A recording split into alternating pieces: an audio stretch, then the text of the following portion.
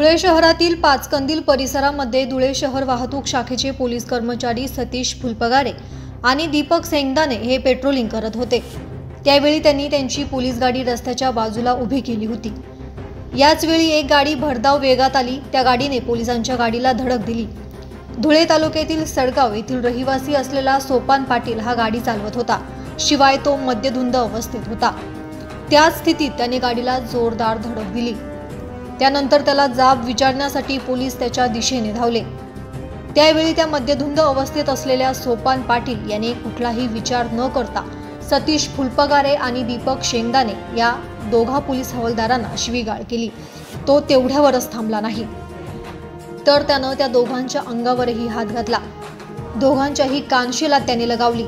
तिथं असलेल्या लोकांनी या घटनेचा व्हिडिओ काढला। यावेळी पाचकंदील परिसरामध्ये नागरिकांची मोठी गर्दी या ठिकाणी जमा झाली होती।